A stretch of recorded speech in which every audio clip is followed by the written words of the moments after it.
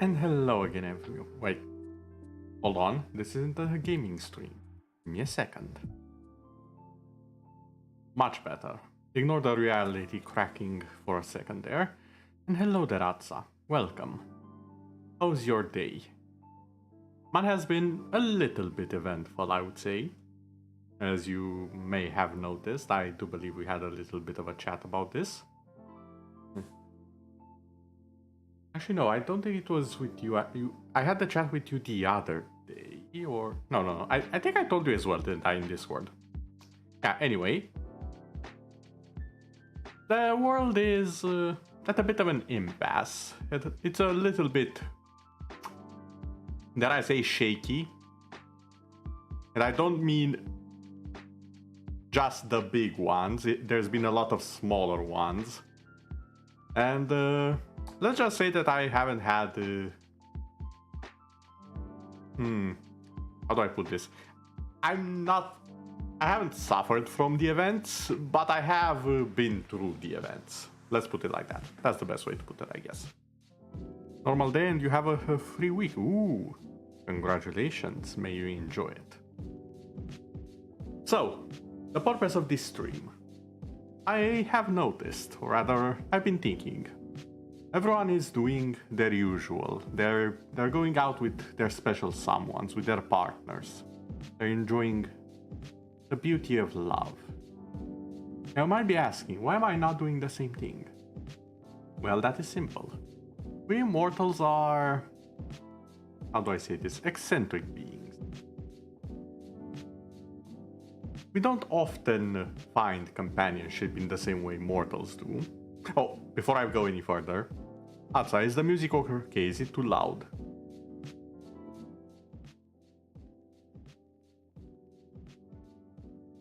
Or does it sound fine?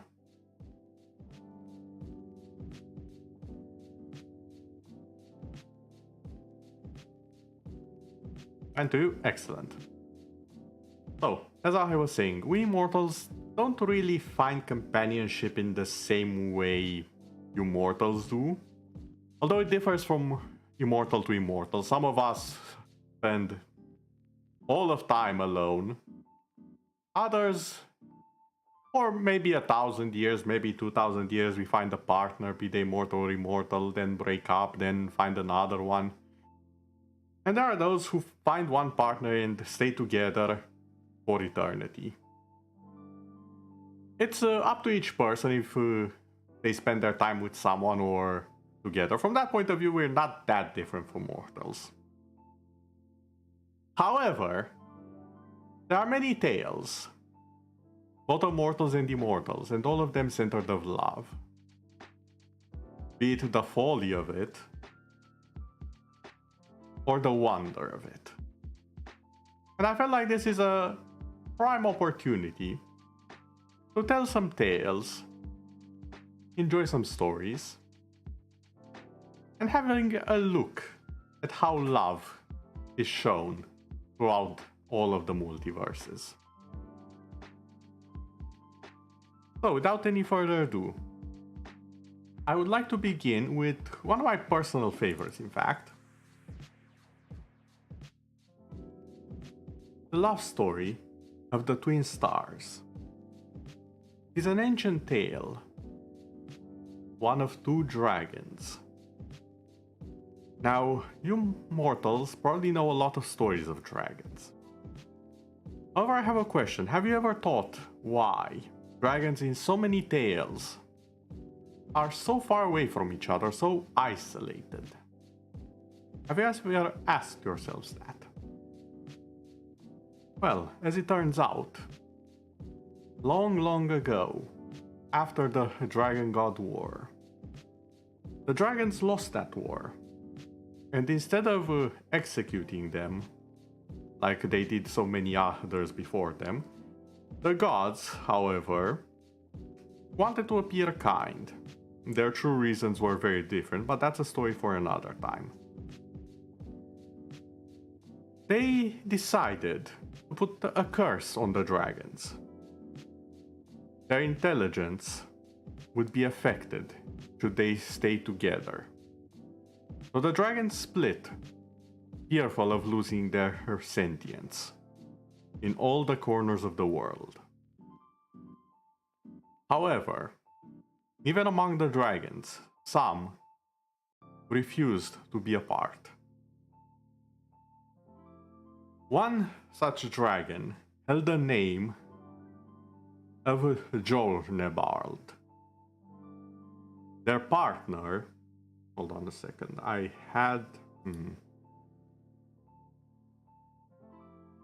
their partner, Harsnebald. Now these two dragons weren't even of the same race. Many looked upon their union as sinful. However, be it from the natural arrogance of dragons, or the love they had for each other, they disregarded everything all others thought, and spent their time together. Even as their intelligence slowly waned, they never attacked each other. They grew old together, terrorizing the land as their intelligence faded. And yet, their love bloomed. As time went on, this attracted the attention of even the dead dragon god, and he gave them a blessing. He took the stars from half of the sky and grafted them to the wings of the spear-tailed dragon, Jornebald.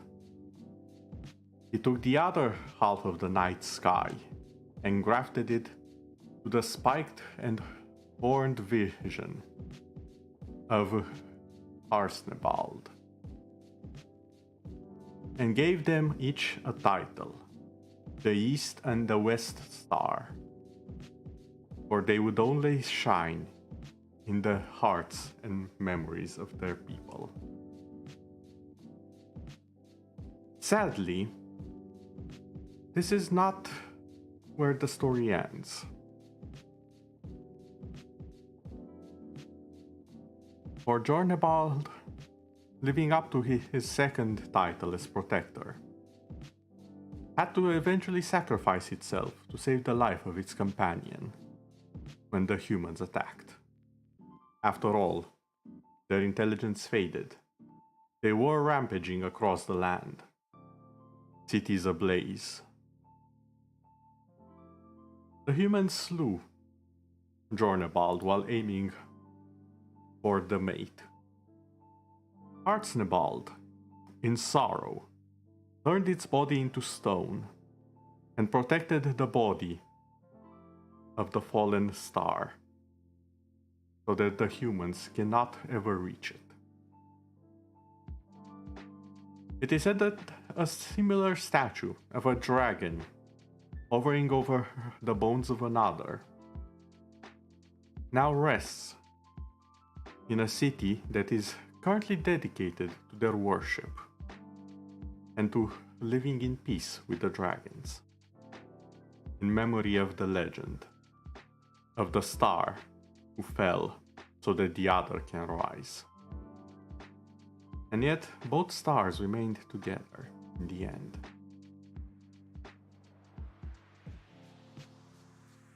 A bit of a bittersweet story, wouldn't you agree?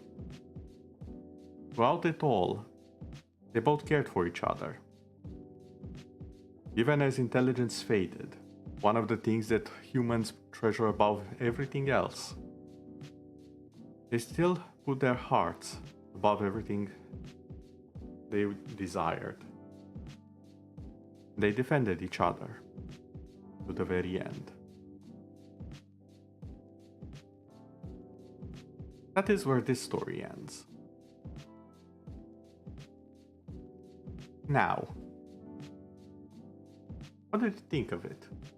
I personally find it both sad, obviously, and a little bit comforting. After all, his sacrifice did save the other star. And both of them did remain together in the end. Many other couples, they grow distant. They grow apart, they have fallings. Maybe they even break.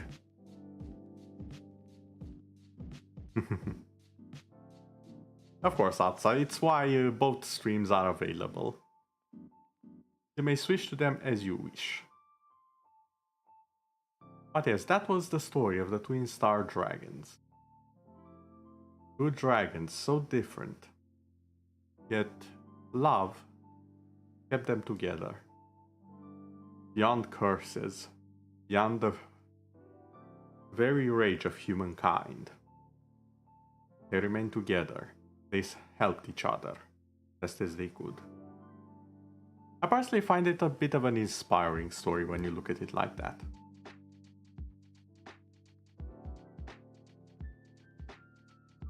Love is complicated. It shouldn't be. But more often than not, it is very, very complicated. But even in those cases, I believe the differences just add a bit of spice sometimes. They make you really appreciate the other person.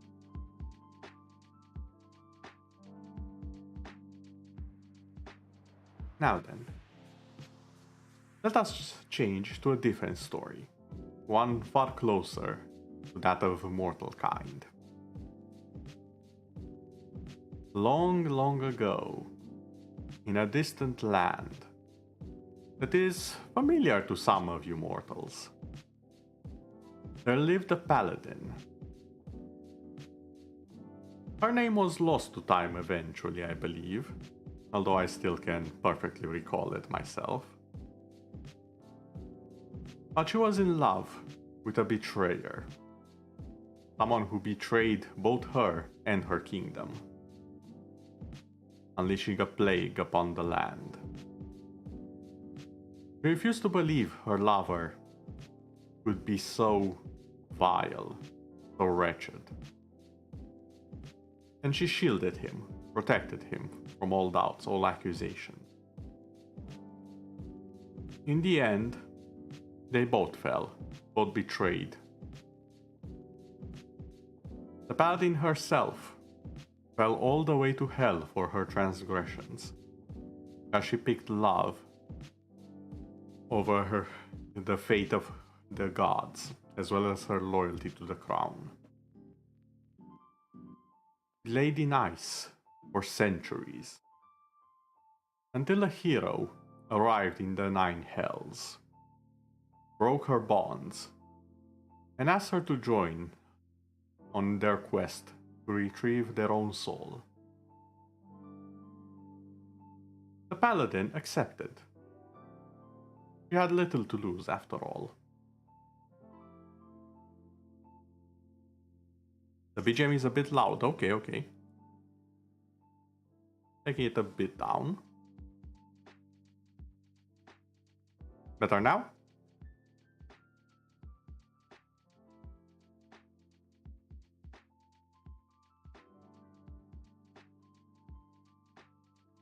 Gonna wait a bit for confirmation here.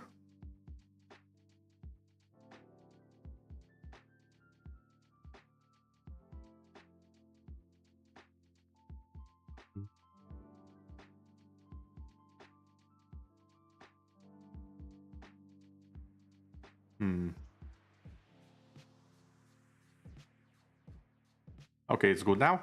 Excellent.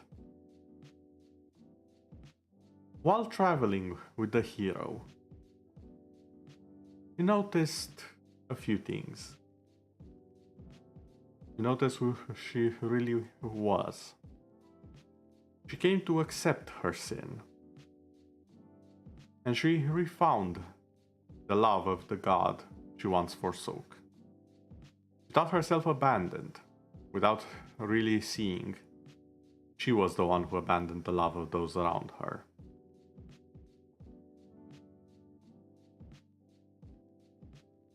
It is much appreciated, Atsa. I personally like that story because it shows... Actually, no, wait, I didn't finish the story. I was just in the middle of it.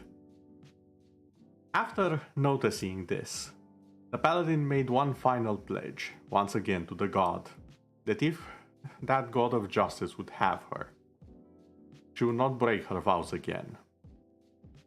Without hesitation, holy light brightened across the 9 hells, enveloping the paladin.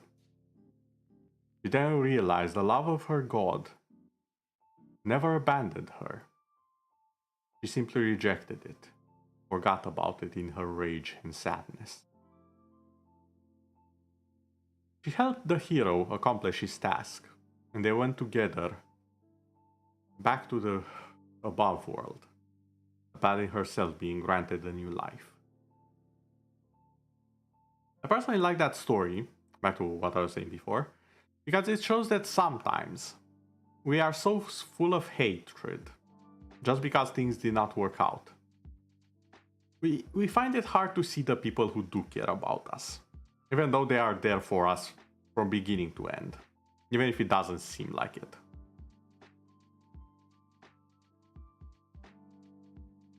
The god never abandoned the paladin, just waited for the paladin to realize they were in the wrong. And I firmly believe that that's one of the things people have difficulty saying these days. They have difficulty admitting that they were in the wrong. And they are way too harsh with everyone except themselves. Sometimes you need to be harsh with yourself. That's necessary. It's a part of being... It's a part of growing up. And you never really stop growing up. As much as I hate the goddess of change, the point that I have it trapped in my eye, I do realize change is necessary in the world. Doesn't matter how much you have grown, there is still more to learn. It can change you for the better or for the worse, depending on how you take it.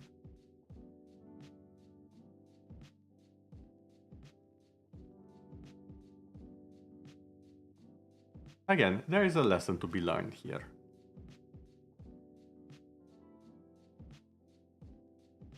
Taking care of those you love, and just how boundless love can be. Because make no mistake, the paladin did break her vows. She did break her vows, put others in danger, and so on and so forth. And of course the god would not help with that. But the god never abandoned her. The god didn't ignore her. Just because of a mistake, no matter how big of a mistake it was. All that mattered was that the paladin was on the right path once again.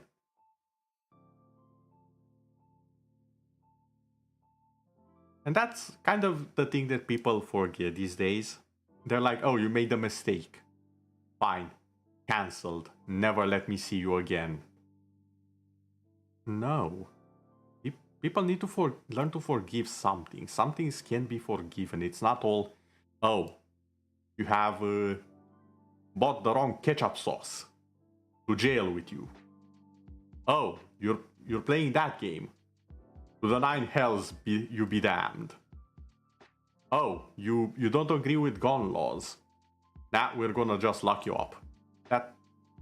Those are in the first place our opinions, not even necessarily mistakes.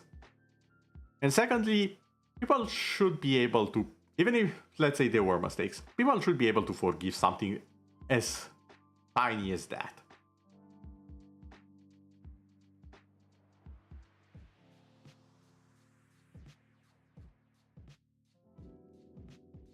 As with that segue, let us go to the third story. And this one is a bit of a favorite of mine, once more. What am I saying? Most of them are favorites of mine, that's why I'm telling them.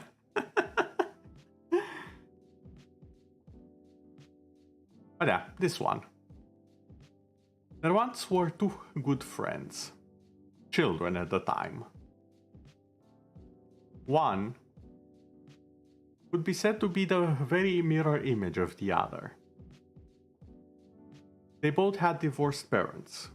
One only had a father, the other only a mother. One, their parents divorced because they loved them so much they couldn't agree on how to raise them. The other divorced because one of the parents didn't care for the child. The two children, in backgrounds and thought, should have been like dark and light, completely incompatible with one another. Yet they met and grew up as friends, good friends even, inseparable. But, as with all things, there came a time when they were mad at each other. The actual reason doesn't matter so much in the context of the story, so I'll just let them have their privacy. But they had a period of time where they were very mad and would not speak with one another. At some point, one of them was bullied by the others at school, beaten up, harassed. Even their school, well, how do I say this? Teaching materials, books, pens, stuff like that. The stuff they brought to school essentially to learn. Broken and trampled. Without saying a word, the second he saw this, the other child rushed to their aid. Beat down all of the bullies without saying a word. And after he made sure they were left, they held the other up. And then, without saying another word, he turned to leave. The child was confused. Why did you help me? Why aren't you talking to me? The child turned to him and said, "You may be mad at each other, but true friends are something you can count on when you need them. I'm waiting for you to remember that." And he left.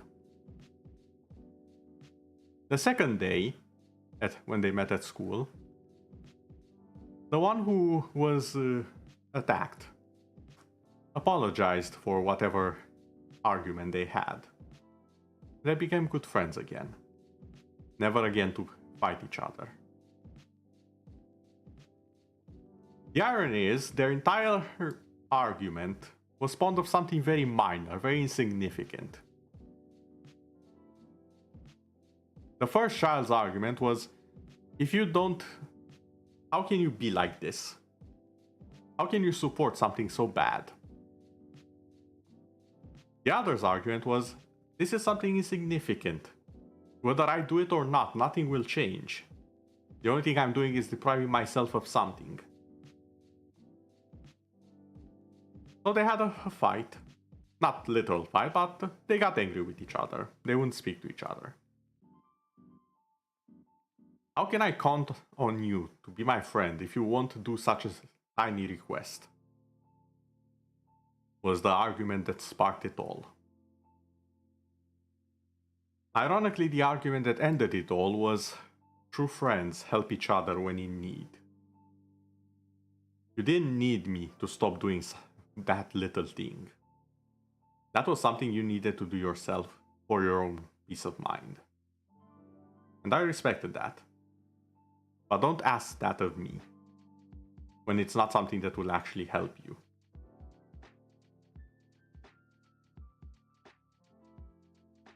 Not quite a love story, but love takes many forms.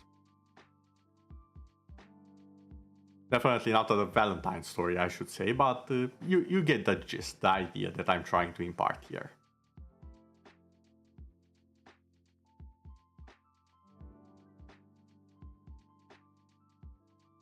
So how about we talk of a different tale? This one once again takes us to a land of magic. Long, long ago, in a distant land. Which again, some people might actually know of. But I won't spoil too much. If you know, you know. There was a great war going on. Which I'm about to have with something that's in my house and it's moving. Excuse me, what?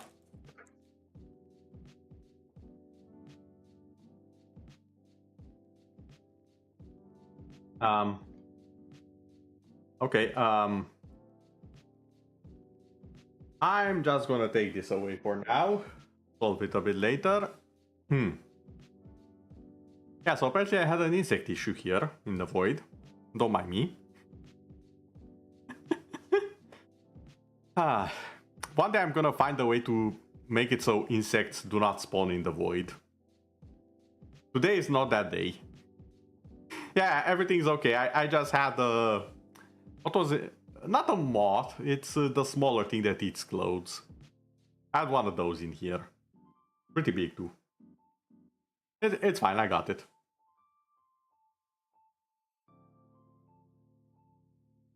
To be fair, I thought I got it before. Why did it respawn? Might have to check the settings on the void. Anyway. In that worn-torn land, there was a circle of druids who sent out their youngest, a young druid elf, to find a solution to everything. Oh, I apologize, Atsa. To be fair, I was pretty surprised. I'm not used to stuff just randomly appearing in my corner of the void. Unlike the rest of the living void, it's very stable usually. I don't expect disturbances. So whenever I relax too much and something happens, I'm like, wait, what is that? Don't worry about it, everything's fine. But yeah, they sent out their youngest member of the cycle of druids. Circle. Close enough. They're both round. Excuse me, I think I need a drink.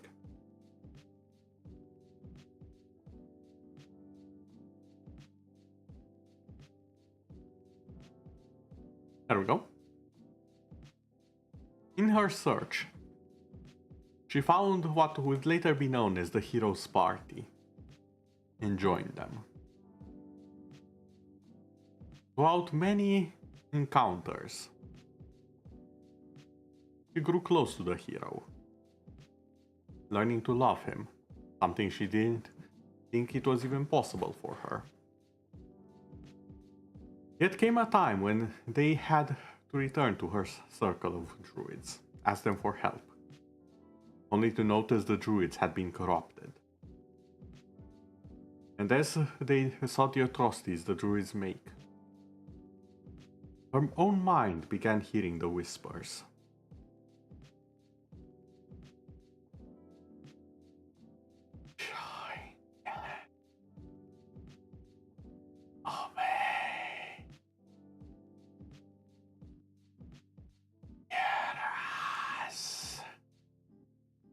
And so on and so forth.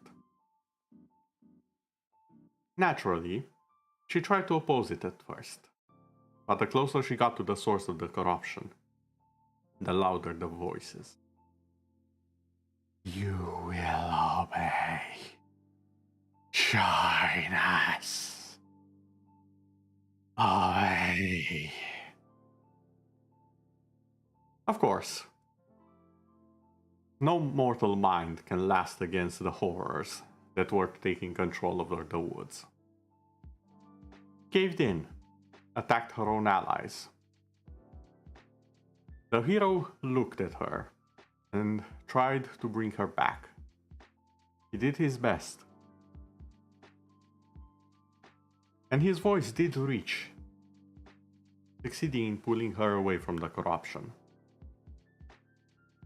They burnt away the corrupted plant that had occupied the minds of all the druids. And although the damage was done, she was safe. I think this is one of the more common stories. Not necessarily a helpless maiden by no means. She was a full-fledged member of the Heroes' Party. But there came a time when she needed help. And without the hero at her side, the one who she loved and trusted, she would have either been one of the slain druids as the hero had to carve her heart out to save the people,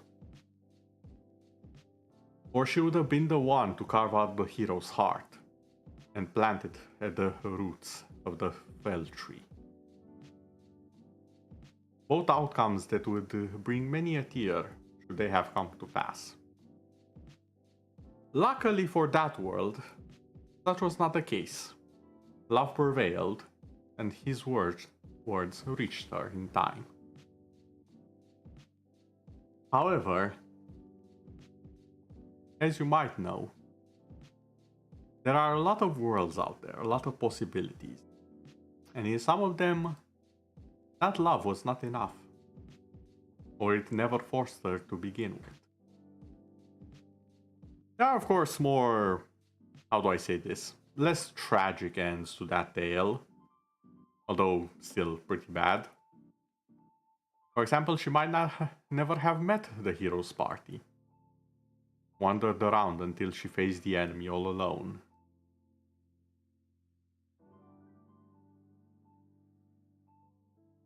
But, for now, that is the tale that I will tell.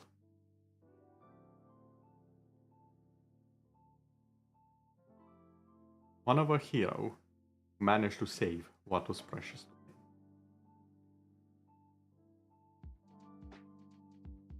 to him. Did I scare you, Atsa?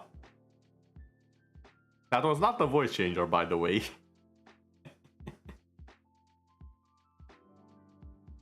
I'm quite confident in having a monstrous voice. When I feel like it.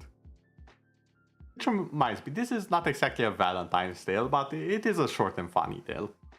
So at some point, while I was still human, and going out with the class, we visited some ruins. And we ended up at a tower, ruined tower, and I had a funny idea. I noticed there's an echo with it, and I did my best scary voice. I scared half the class that day into believing there was a ghost haunting the tower. I never told them that was actually me. You know, you just didn't expect my terrifying yet powerful voice.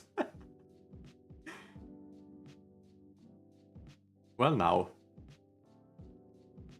The irony is, I've said it many times, I don't actually like my voice all that much. I firmly believe I had a better voice at some point, but I don't know, I just don't like it as much right now. It doesn't sound as good.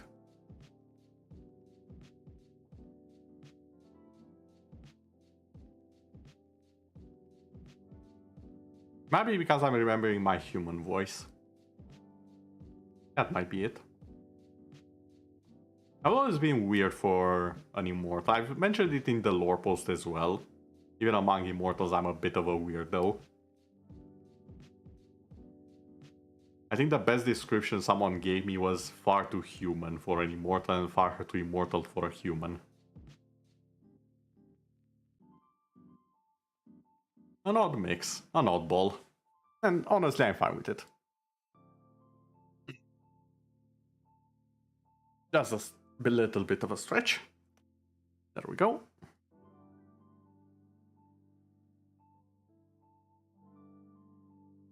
I'm not a weird spec.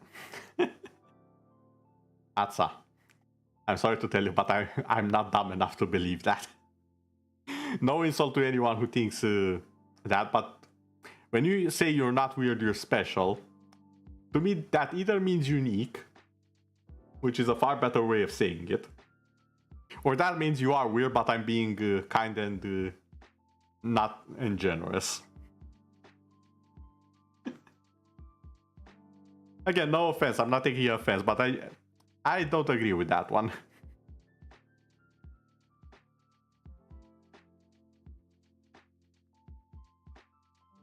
Honestly, I'd be...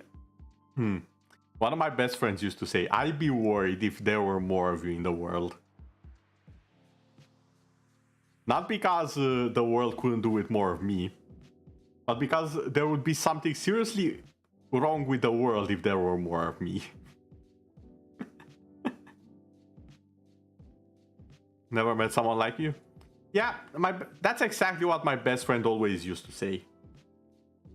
One of the things he always used to say, and he still says whenever we talk these days, he's never met someone like me who hasn't changed, like, at all, in over 30 years. And we've known each other since we were little. He's the one person I don't remember actually meeting. That's how old friends we are. We don't actually remember when we became friends.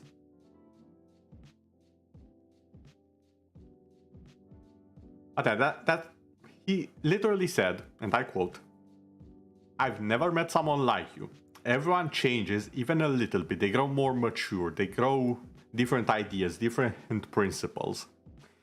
You haven't changed somehow. By some bloody miracle, you haven't changed in 30 years.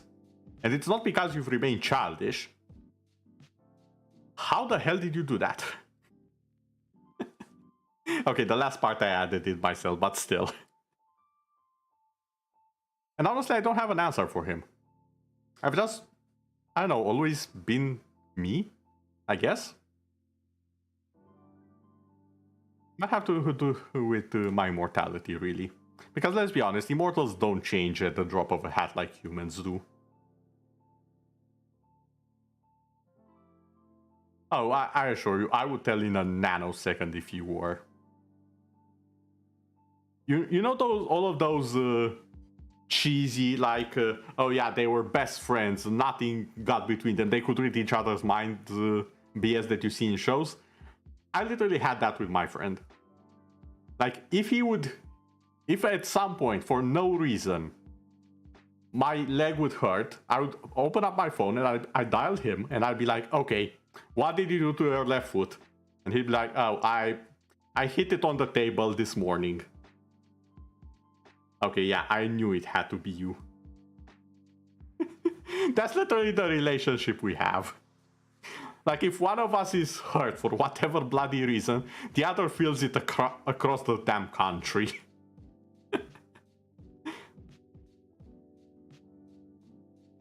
And it's not just physical pain, by the way, because I remember he called and asked if I was okay on the day I lost my grandmother.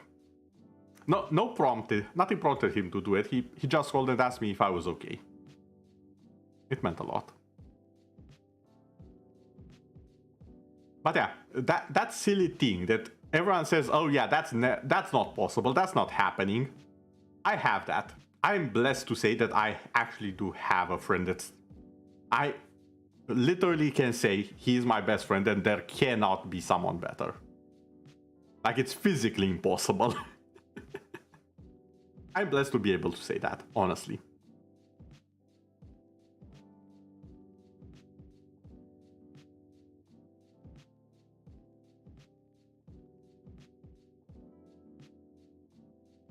Okay, enough about me. Let us go back to the love stories, shall we?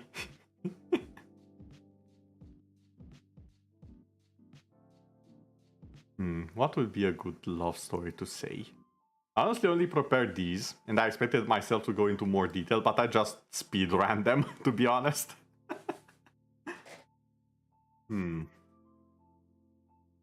Let's see. What would be a different good story to say? Since you are here, what story would you like to hear? A tragic one or a normal one? A normal love story? You have the choice.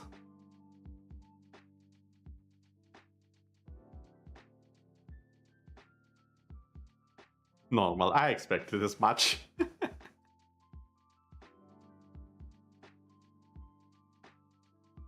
Hold on, why did the music stop? There we go. Okay, a normal love story then.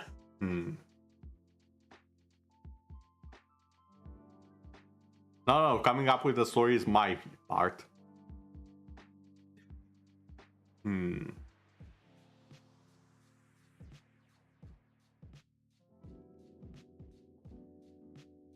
Let's see.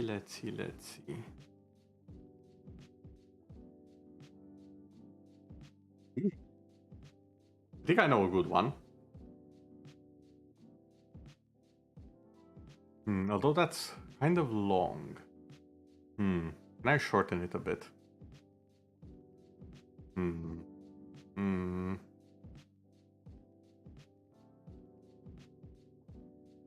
Hmm. Well, I suppose I can do that for the sake of consistency with the other tales. Okay then. There once was a beautiful and prosperous kingdom, ruled by several gods, mighty in power and unquestioned in their rule. However, there was a darkness brewing at the heart of the kingdom, slowly seeping into the men that the gods ruled over, turning them into abominable monsters.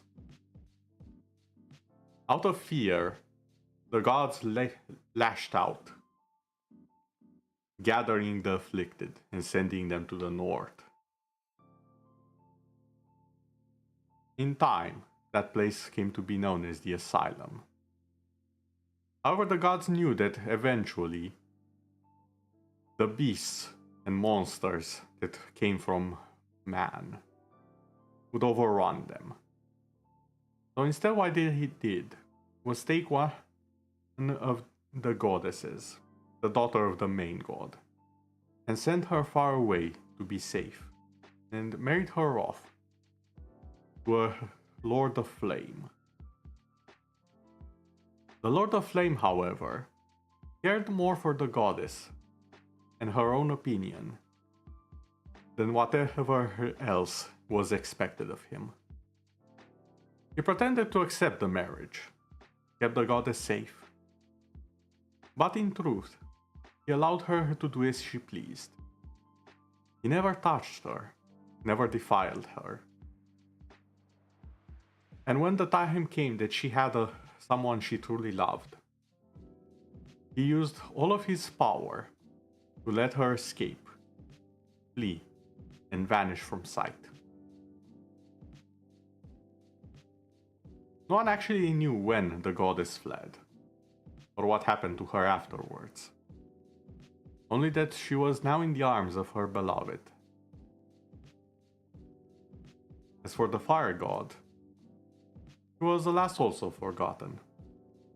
His name forgotten even by me, so we know that there wasn't much left. Personally, I think he may have loved her. But one-sided love is not something that should ever bear fruit. So he respected her wishes and supported her. I like to believe that he did court her as well, even though he never paid him any mind. In the end, the goddess was with her lover. She escaped the destruction that befell her kingdom. As for the fire god, I think he was content with the final result, because she, at the end of the day, was happy.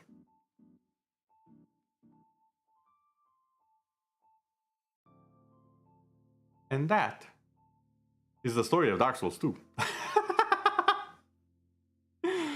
I got you all with that one, I bet.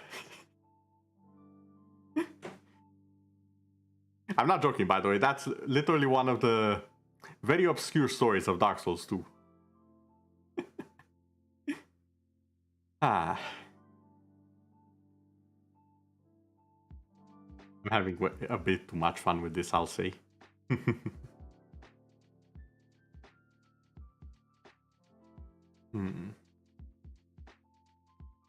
Still, it is a story about normal love that defeated everything in the end. In spite of the wishes of the parents of the goddess, she did marry the one she loves.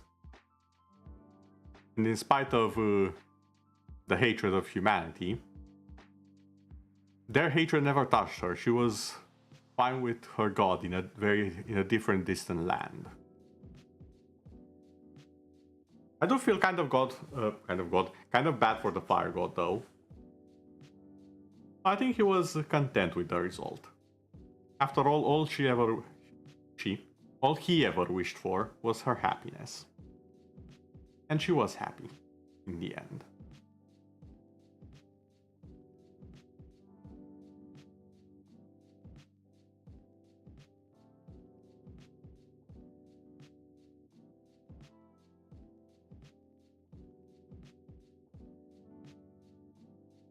Ooh, I just remembered another good story. This one is part of Greek mythology, in fact. For the son of Aphrodite was known as Cupid. And one day, he fell in love with a mortal woman. Now Aphrodite, being vain and arrogant as the other gods, couldn't conceive such heresy. So she cursed her own son to become a monster whenever he would touch a mortal woman. The woman, however, even though knowing only the monster that Cupid became, she did fall in love with him.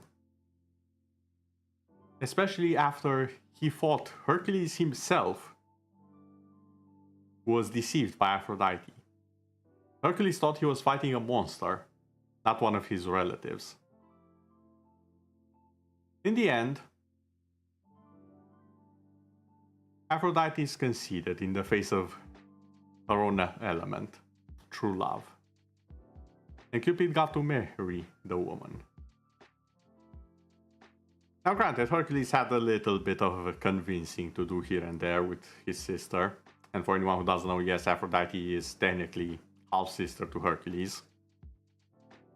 Since she was also born of Zeus.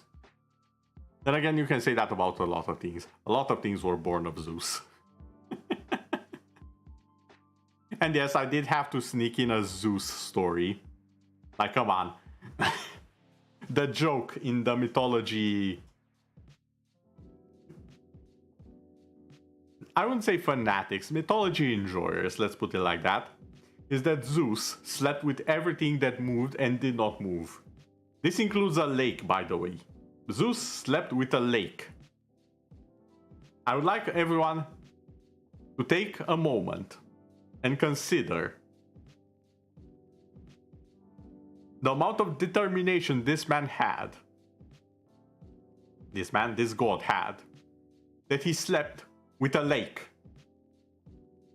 Those are some horny levels I hope no one ever reaches. Sleeping with a lake.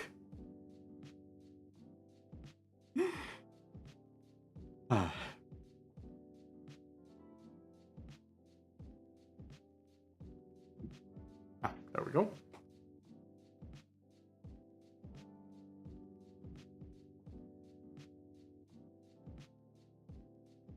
I'll already not say so. Look, I didn't give details.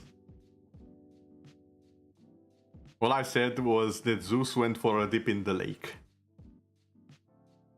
You can take that wherever your dirty mind wishes, but don't pin that on me. I'm of course messing with you a little bit, don't worry about it.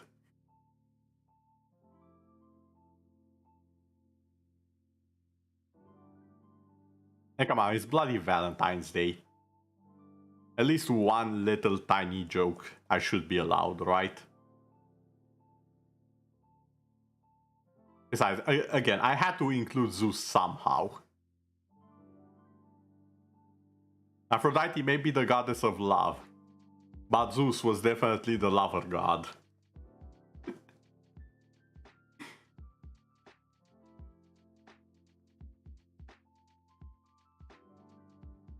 Which actually reminds me, one little fact that many people get wrong about mythology. And it's also related to love, so hey, nice segue me. Hades, the god of death, the god of the underworld. He is one of the few gods, actually only two Greek gods now that I think about it, did not force themselves on their lovers or do God knows what other unholy things. One of them was Hephaestus, who was born ugly. And he married Aphrodite of all people, if I remember correctly. So, you know. Apparently it was his kindness that charmed her more than anything. Fine then, of course, sure. Hades' case is a lot more interesting though. Because for Hades, he was in love with Persephone, who was daughter to Demeter, if I remember correctly, who was the ancient goddess of winter and seasons. Now Zeus, being Zeus, he pretty much stole Persephone away, took her to Hades, didn't tell him jack shit about why or how he did it. Of course he didn't tell Persephone's mother Demeter why or how he did it. And he was basically like, here, enjoy. And then he ran off. Now, Hades had several options here. Although to be fair, some of them are more sus than the others when your big bro... Actually no, wait. Hold on. Zeus was the little bro, wasn't he? I just realized Zeus was the little brother of them all. Hades was the oldest. Hold on, this is actually more hilarious. So, let me paint the picture here. Essentially, let me add a bit of modern spice to it. Essentially, the little bro with all of the riz in the world just came up to the big bro, was like, hey, how you doing? Here, have a woman. I know it's the one you like. I'm off. Peace. And he peaced out. I'm pretty sure Hades had a few million questions in his head at the moment. When I put it like that, the story sounds so silly.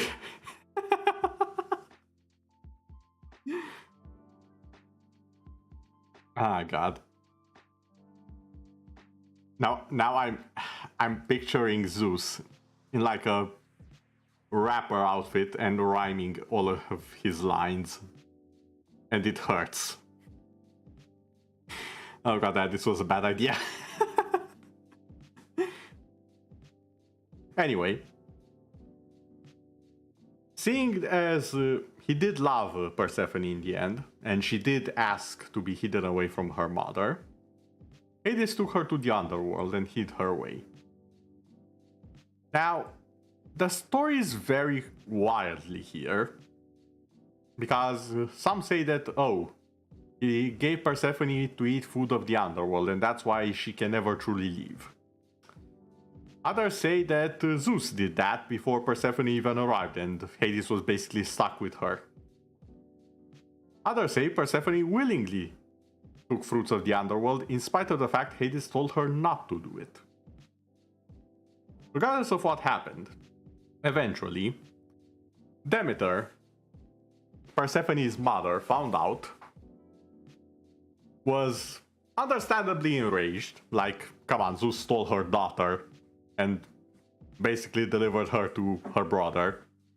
Like, it doesn't take a genius to think, oh, you took my daughter, gave her to your brother, your big brother, and locked her in his home for 2 years.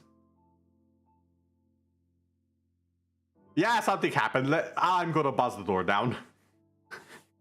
I think most parents would think that after 2 years or so. I think it was 2 years. It might have been only 1 year. Either way, in that period of time, Persephone actually grew to like Hades, and he never forced himself on her. That's the interesting part. Despite it being a Greek myth, where gods do all sorts of abominable things and force themselves on people and whatnot, in keeping in line with most myths about dead gods, Hades was chill. Like, he didn't force himself on her, he didn't disrespect her. He just treated her as a person. And apparently that was enough for her to like him.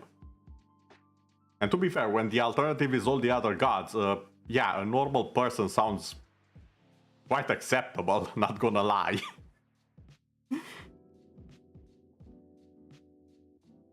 Of course, she already ate the... what was it? Promenade? Something like that, fruit of the underworld.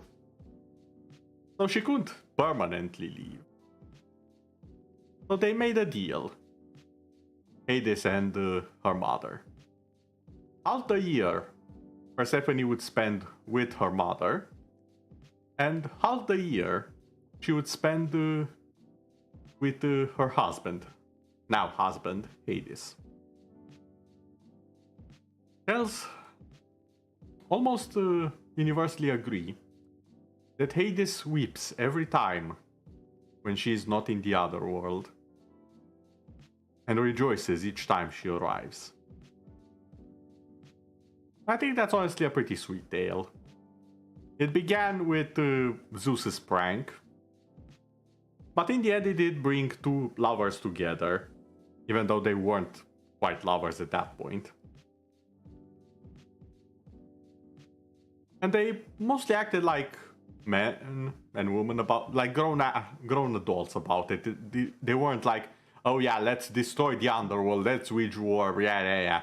No, they were like, okay, so this is the situation. She loves me, I love her. Can we be together? And the mom said, yeah, but I cannot stay here. I also don't want her to stay here. Okay, let's compromise.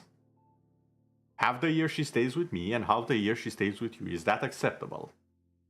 Yeah, that's okay. That sounds fine. It hurts that Greek gods were more understanding and forgiving than people these days. It really hurts. Not to mention, another thing that I remembered, and this is also related in some regards to love. Yeah, society. Fun fact, the Greek actually had an explanation for trans people in their myths. I find that hilarious whenever I'm reminded of it.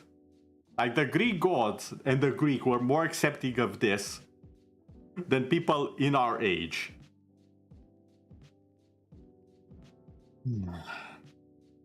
Not to mention that the Greek and the Egyptians knew that the Earth was round. Let that sink in. Those guys figured out the Earth was round without a computer or without satellites. We have all of that technology, and there are still people who think the Earth is flat.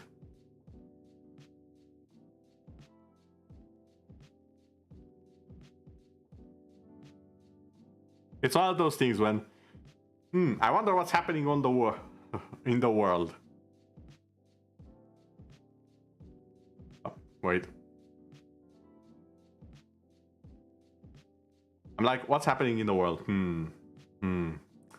Yes, I see. It's all on fire.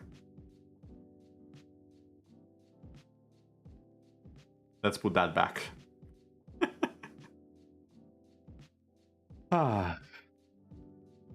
But yeah, back to what I was saying. The Greek actually had an explanation for what happened. And they said that while being drunk, Apollo, I believe, the god of arts and poetry, accidentally swapped the bodies of men and women.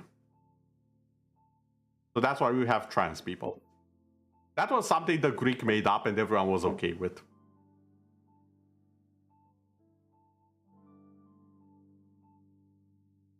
It boggles the mind that that's something that happened millions of years ago. There's been an explanation for it. In literal myth, something the gods apparently were, yeah, okay, this is our fault, this is on us, deal with it. It's like this now. Something that little gods and mythology and basically some religions have said, like, yeah, that's a thing, that's like this now, happened. And people in the modern age are like, I don't know, it's too hard.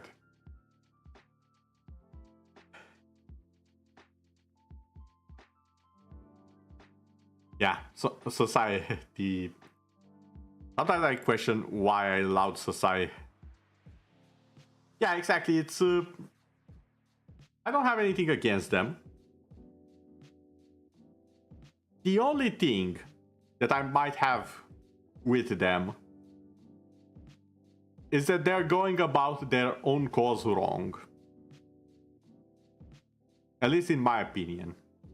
And that's mostly the gang boss in me speaking, but when you have a big issue on such a scale, plucking a few leaves out of the tree will not make the tree wilt, will not make it go away. You need to cut it at the roots, and then pull out the roots. No, that I don't even have an issue with that. The issue I have is how they're going about trying to solve other issues with them. And I think it's... How do I say this? I'm frustrated that so little progress is made. Because I do care. I sincerely do care and I want what's best for them. But when I see some of the things they are doing, it's like... That's not gonna fix anything. That's not the way you should be going about it.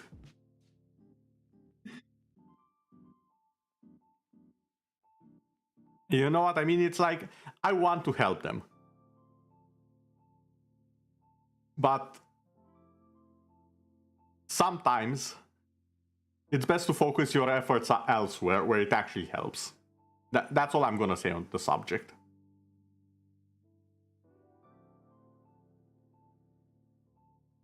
But then not everything is a beautiful rainbow. Yeah, there's definitely a lot of things in the world that are ugly. I'll say that much. There's a lot of tragedy in the world, there's a lot of bad things happening. I try to stay away from those things, even though Here's the thing. I don't want to... How do I say this? I don't want to toot my own horn or anything, or say like, oh yeah, look at me, I'm so great, blah, blah. No. I usually stay away from these things exactly because of that. But in my private, I do try and help where I can and how I can. But again, I don't do that for internet points or anything. I just don't want I want things to be about the stories and everything else. So yeah, back to the stories, as you said. And actually, I do believe I have one more story. And this one is a bit of an interesting one because it is a little wee bit tied to my lore. So, there once was a vampire, a young girl. When her family was attacked in Japan, she fled all the way to Romania, the home of vampirism, as we know it. Not really, but just go with the story, okay? While there, although she was already many years old, she met a young boy who caught her eye. Dancing Twilight horror, many. No Twilight, no Twilight, sorry, we don't do that here. She saw the boy playing with sticks, ridiculed him, and challenged him to an actual sword fight. The boy accepted. Believing that her vampirism gave her ample advantage, she tried to toy with him, not noticing she was the one being toyed with. Don't take that out of context, damn it. The boy's speed with a blade surprised her. She was knocked on her back. And the finishing blow that she expected from years of cruelty against her never came. He put the sword in the ground next to her, extended his hand, and said it was a good fight, but you underestimate your opponent far too much. She looked up and saw the colors of his eye change as he said that. From a luscious green to a beautiful sky blue. She took his hand and they became friends. Although she did annoy him at times, every now and then. As time went on, they grew up together. Surprisingly, her own time seemed to link to that of the boy. At some point, she even managed to draw blood during their combat. Practice, of course. Tempted by her heritage, she licked a drop from her blade. It was a most divine taste, and yet it was different from the blood of other mortals she had tasted. She no longer felt the urge to drink blood, nor feared the sun. And so, she decided it was time to face those who had hunted her, and become the hunter instead. She left the boy and returned home. She conquered her enemies, re-established her family to its rightful place of power, and after a few years, returned for the boy. Now, this little pest, as I like to call her, wasn't exactly, how do I say this? The best way to put it is she completely lacked common sense of mortals. So what happened in her attempts to get the boy to like her and come back with her was the equivalent of kidnapping him during a school trip and flying him to Japan, back to her place. After many trials and tribulations, and him trying to escape, they eventually did come to some sort of an agreement. After all, as he himself said it, he didn't hate her, but he did wish she was less forceful and more mindful of her surroundings and what other people thought, including himself, of course. As time went on, they each learned from each other. The boy learned the techniques of the vampire clan, and the girl learned something akin to magic from him, something no other vampire had, nor human for that matter. As time grew old and the world came to an end, they both escaped the world as it ended and traveled together for many years. Love slowly, ever slowly, blooming between them.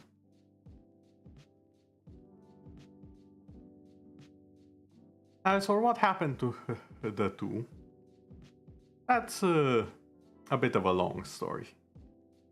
I'll just say that they still to this day care very much for each other.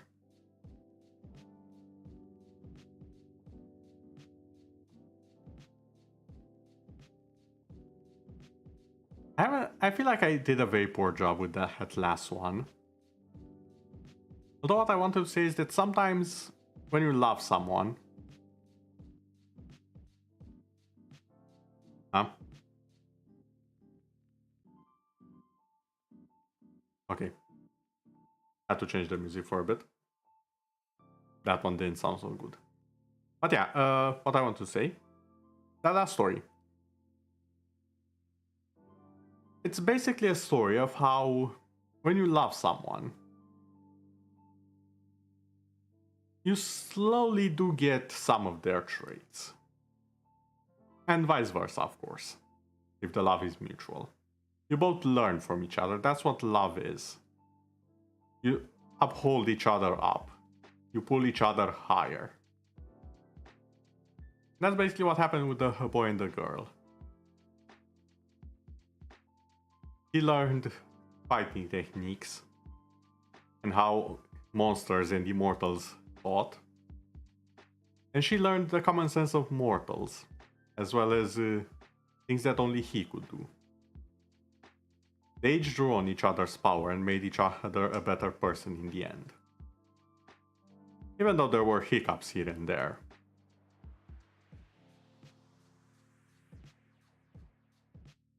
Also, a fun fact of that story.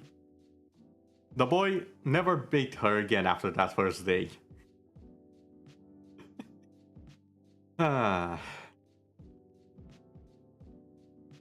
Only that very first day when she underestimated him as human.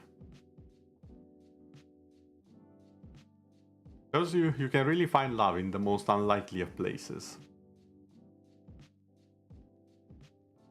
Even in places you think are lesser than your own station. After all, she did think herself superior, a mighty vampire. And yet a human put her in her place.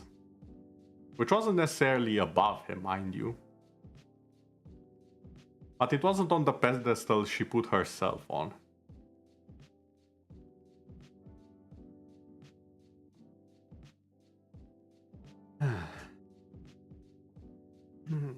I think this music is relaxing me a bit too much because I'm actually feeling a bit sleepy. Should I end it here? How long have we been going? Again, I haven't actually made a plan for this. I was like, okay, I know enough stories to make a stream out of this. Let's just go and see what happens.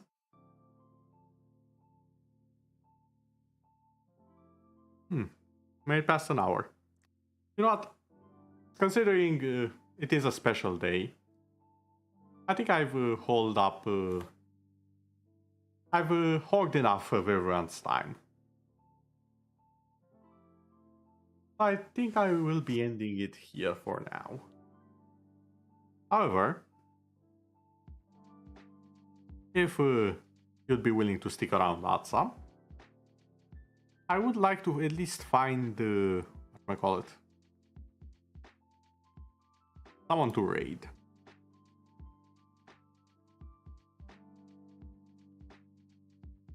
And I promise it will be someone who is very much entertaining.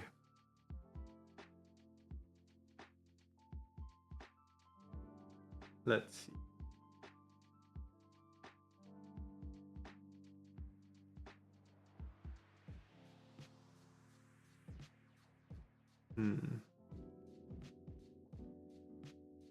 Ooh, Atsa. Do you want to see someone playing some Guild Wars 2 and having an absolute blast? Because I just remember there is someone streaming who I absolutely love watching. And they're just a ball of energy and positivity. Also, I think you'll find them adorable. They are anything but average despite what their name says. So yeah, let's go and raid your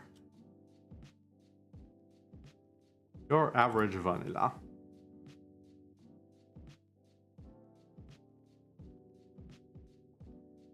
Wait, did it start?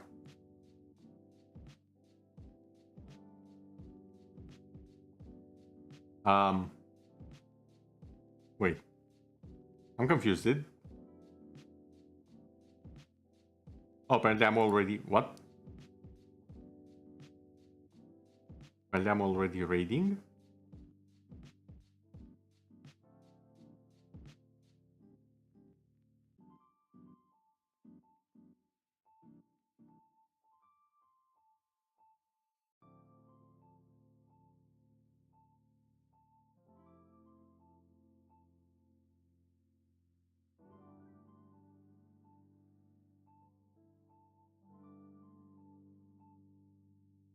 Wait, did it work or not? I can't tell.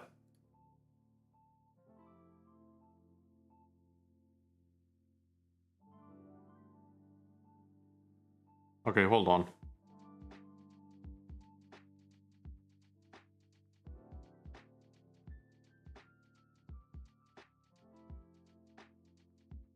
Already in raid progress. What?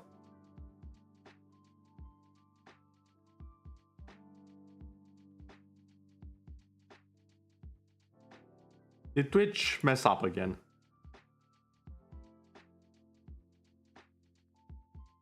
I think Twitch messed up. Oh, no, there we go.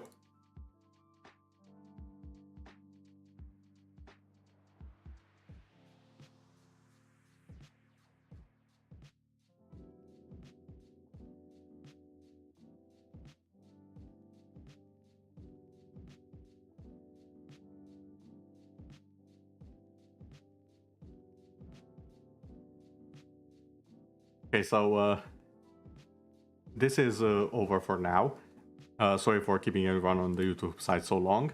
I'll just leave the link if you want to join from that side as well. Or if you want to just check out Vanilla, she's fantastic. There'll be the link, and I'll see you all later.